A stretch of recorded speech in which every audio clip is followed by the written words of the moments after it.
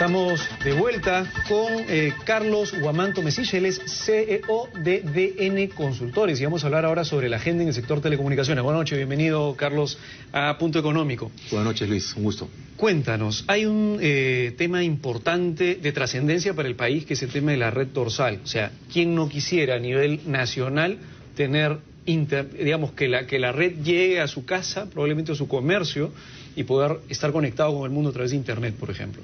¿Qué cosa es el proyecto Red Dorsal y cuándo se viene y cómo le va a impactar al ciudadano común y corriente? Sí, claro que sí. Mira, sería importante ubicar el tema de la red dorsal en un contexto respecto a cómo se ha comportado el sector de las telecomunicaciones desde que cambió con la privatización de la compañía telefónica hace 20 años. Y diríamos que en realidad es prácticamente uno de los hitos más importantes y trascendentes en estos 20 años ya de historia de telecomunicaciones modernas en el país, porque tiene el ambicioso objetivo de que el país en su conjunto, no solo Lima, tengan un acceso a banda ancha de alta velocidad y a precios convenientes gracias a la competencia. De eso se trata en esencia el proyecto de la red dorsal. Es decir, pero digamos, lo impactante, lo medular de la red dorsal es que no solamente se concentra, sino se expande a nivel nacional, y no es que solamente ciertos lugares del Perú como Lima, por ejemplo, tengan la opción, la oportunidad de tener banda ancha y navegar a, digamos, altísimas velocidades y que pasen data y inclusive, digamos, una serie de información a grande velocidad, sino también provincias. Efectivamente, de hecho lo trascendente, decía, es que este proyecto resuelve un gran problema estructural del mercado de telecomunicaciones en el Perú, que es la brecha de cobertura y también la falta de competencia por concentración de mercado. Lo resuelve inteligentemente a través de cómo está estructurado el proceso. Y en síntesis, ¿en qué consiste? Consiste en que va a haber un operador que sea adjudicado, que reciba un subsidio para expandir la red, y además este operador deberá ser neutro, deberá ser un operador que se dedique exclusivamente a ese servicio y no tenga otros servicios con los que compita con los otros operadores en el mercado. Entonces, de eso se trata, y la verdad es que ese es un momento muy sensible para este proyecto, porque Perú, tal como hemos mencionado antes, goza la poco honrosa posición de ser uno de los países que están a la cola en Sudamérica en tarifas de banda ancha y en penetración de banda ancha, y más aún en calidad, cosa que todos vivimos. ¿Cuándo se va a hacer digamos, la acción de este proyecto al privado que tome la red dorsal? Sí, dado todo el contexto, veamos cómo está el proceso. Digamos que este año, junto con la próxima licitación de 4G, son dos proyectos que en conjunto son muy importantes para el sector y para los ciudadanos de a pie, en el fondo, ¿no? Entonces, este proceso está pensado para que concluya con la adjudicación en octubre. Y en estos últimos meses, en las últimas semanas, han sido publicados por parte del Ministerio o de Proinversión, la agencia dedicada a la promoción de la inversión privada, algunos documentos que corresponden a este proceso. Por ejemplo, las bases del concurso para la selección del operador. Entiendo que tienes ahí algunas observaciones con respecto a cómo han salido las bases. Sí, claro que sí. ¿Cuáles son algunas de ellas? Entonces, el punto es que, dada la importancia que tiene este proyecto para los peruanos, la idea es aportar al Ministerio, a la autoridad, con algunas ideas que sirvan para que sea un caso de éxito. Lo importante es que sea un caso de éxito en dos momentos: en el momento de la adjudicación y en el momento en que durante los 20 años este proyecto realmente funcione y sirva para lo que está pensado. Entonces, para el propósito del concurso, el operador debe ser neutro. Entonces, nosotros por ahí hemos traído alguna información que de repente la pueden poner en pantalla. Sí, condiciones ¿Cuáles son las condiciones de los postores? Entonces, allí vamos al primer cuadro, por favor, para ver las condiciones de los postores sobre la red. Sí, entonces allí hemos resumido en una lámina el texto de las condiciones que deberá cumplir el operador dorsal. Y en el segundo punto mencionan en el segundo punto mencionan que no podrá prestar a través de algunas de sus empresas vinculadas el servicio portador que preste el concesionario en los lugares donde deba desplegarse la red dorsal. Eso, traducido en simple, significa que quien dé lo que se llama el transporte de telecomunicaciones entre ciudades no puede tener otra empresa al costado que pueda hacer ese mismo negocio para un segmento rentable. Se dedica exclusivamente a eso en todo el país. Entonces, eso pareciera sugerir que un operador como Telefónica quedaría excluido de poder participar en el concurso. Entonces, en eso daría alguna luz del operador neutro, pero la cuestión es que el reglamento de la ley que sostiene este proyecto que fue emitido hace un año. La ley fue emitida hace un año, pero el reglamento todavía no. Entonces sería muy importante que este texto, que puede ser ambiguo, sea aclarado con el reglamento. Entonces es importante que el operador sea neutro. Eso es para lo de hoy. Y para el futuro, para los 20 años, es importante que el operador, además de neutro, sea solvente, un operador con la capacidad técnica y financiera de gestionar un proyecto de esta envergadura. De acuerdo. Ahora, es importante, me gustaría para entender un poco mejor el asunto, las principales empresas de telecomunicaciones en nuestro país, en teoría, no deberían participar, dado que existiría, de cierta forma, un conflicto de interés, obviamente, al tener, digamos, si es que yo como una de las empresas grandes de telecomunicaciones hago todo el tendido de la red a nivel nacional, y obviamente llego a un punto, a una provincia en donde adicionalmente a eso brindo un servicio como, digamos, internet, con, digamos, ciertos adicionales en el servicio, tengo pues hay un conflicto de interés porque soy juez y parte, de cierta forma. Exactamente, ese es el caso. Eso quiere decir que este concurso, en teoría, vamos a ver, esperar el reglamento, pero en teoría no debería ser ganado por ninguna de las grandes empresas de telecomunicaciones. Bueno, sobre todo por la más grande, porque tiene una diferencia respecto al segundo y a cualquier tercero que uno pueda pensar, una diferencia bastante importante. Más aún con las condiciones que hace 3 meses conocimos para la renovación de la concesión por 20 años, donde se le dio un monopolio en la expansión de cobertura, en la expansión de cobertura pendiente en el país, a nivel de acceso. Entonces, creemos que sobre todo, ya nos hemos pronunciado antes sobre que si Telefónica pudiera participar, de todas maneras ganaría, porque tiene ventajas naturales para requerir un subsidio menor a otros operadores. Entonces, en todo caso, ese texto habría que complementarlo con el reglamento. Entonces, es importante, esa sí es la parte, digamos, que nos genera un poco de inquietud. Bases publicadas, pero falta el reglamento que define cuáles son las reglas de juego para el concurso. ¿Qué pasa con Claro, por ejemplo? Ellos tienen un tamaño de red que es sustancialmente menor a la Telefónica. Pero ellos podrían entrar bajo este esquema, entiendo que no también. Según este concepto, no entraría, ¿no?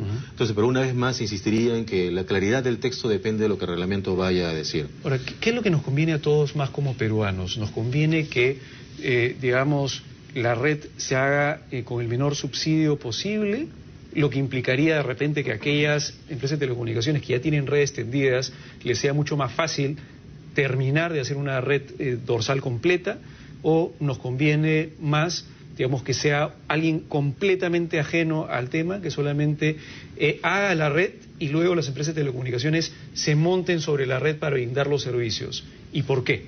Correcto. Mira, lo más importante es que si la condición es que sea operador neutro, quien gane debe tener la condición, debe tener experiencia acumulada como operador neutro. Por una parte de eso, debe tener una experiencia acumulada y demostrable.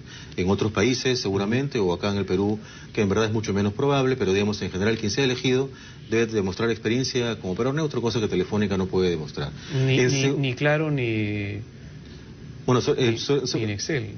En Excel, efectivamente, sí.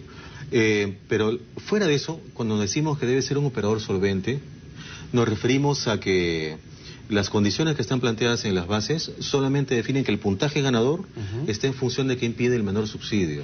Y eso para nosotros es un peligro, porque la experiencia muestra que puede aparecer algún operador que en aras de ganar, sobre todo porque va a recibir un subsidio de $300 millones, cosa que a quien no le puede atraer, ¿no? Puede bajar el subsidio para ganar.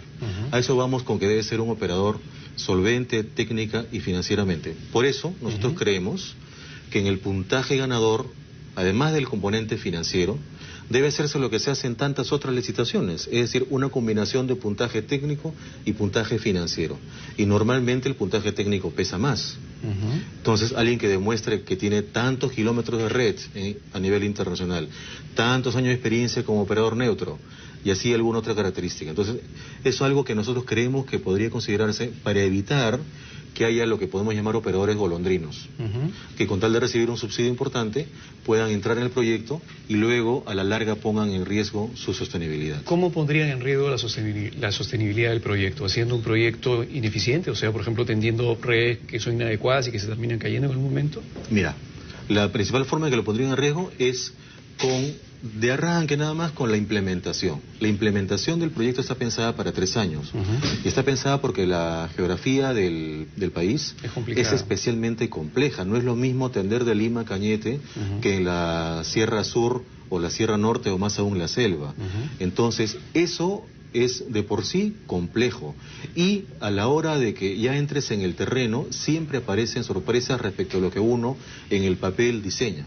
Entonces tiene que ser un operador que tenga capacidad para prever todas esas contingencias operativas que puedan aparecer en el camino, que no le obliguen a decir al Estado, mira, pasó esto, no me alcanzó, dame más subsidio, ¿no? Y se dilate el proceso de implementación de la ley. Pero mientras el contrato esté claramente definido, entiendo que no tendría, es decir, debería haber más bien una penalidad si es que no, la evaluación del postor no fue, digamos, óptima, porque no puede transferirse el riesgo de la plata de todos los peruanos finalmente, digamos, al riesgo de operación del postor eventualmente ganador.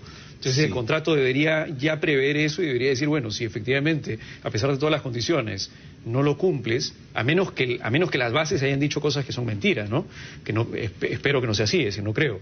Pero si fuera así, digamos, si las bases son claras y dicen exactamente qué es lo que se tiene que hacer en el campo y qué es lo que se va a encontrar, o que existe un riesgo de encontrarse algún fenómeno de la naturaleza un poco complicado para tender redes y lo deja explícitamente puesto en el papel, entonces quien toma el riesgo, que es el postor, eventualmente que gane, debería saber cuál es su contingencia, cuál es la contingencia que está corriendo también.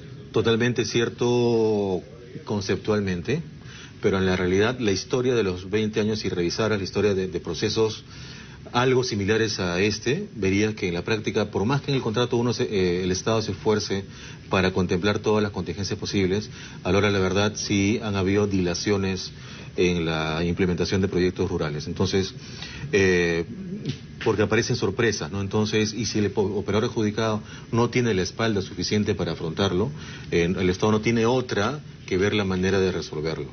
Entonces, lo que implicaría de repente que suelte más plata, que subsidie, digamos, y que se demore más en perjuicio de los peruanos, ¿no? Entonces, eso es lo que creemos que valdría la pena tomar en cuenta. Uno, reafirmar con el reglamento el concepto de operador neutro, y segundo, que para la evaluación se busque un operador solvente, considerando puntaje no solo económico, sino también técnico. De acuerdo. Ahora, eso también siempre es debatible, porque parte del gran problema, por ejemplo, que sucede lamentablemente en varias licitaciones del Estado es que a veces las licitaciones, no digo que vaya a suceder en este caso, pero a veces las licitaciones se hacen justamente tratando de ver qué cosa es lo que tiene una empresa que no tienen las otras, eso se pone en la licitación y esa es la que gana. Oh, maravilla. Digamos, pensando también, viendo varios otros procesos que se han lanzado. Así que pero bien a veces el tema técnico a veces es complicado porque te puede jugar doble también. Sí, pero digamos podrían considerarse una lista de indicadores como para abrir la cancha y promover la competencia, que postulen todos los que tengan que postular. Y que no excluyan de un principio bajo un requerimiento técnico que saben que lo va a sacar del mercado y que no necesariamente es algo potente o fuerte o necesario, y que lo excluyan desde un principio. Completamente de acuerdo. Justamente el puntaje económico serviría para introducir varios factores de puntuación, abrir la cancha, que se presenten todos los que consideren que tienen alguna posibilidad de éxito, y que efectivamente quien reúna las mejores condiciones en todos esos requisitos técnicos tenga pues finalmente la adjudicación. Asumiendo que todo sale bien, ¿cuándo el poblador peruano, cuándo la gente de provincia podría tener, en qué mes, en qué año podría tener banda ancha y sentarse sin ningún problema, navegar sin que el internet se le esté cayendo y poder de repente tener mucha mayor facilidad de comunicaciones vía internet con banda ancha? ¿Cuándo va a ocurrir eso? El plazo que contempla el proyecto en las condiciones que planteadas en los diversos documentos publicados es de 3 años desde la firma del contrato.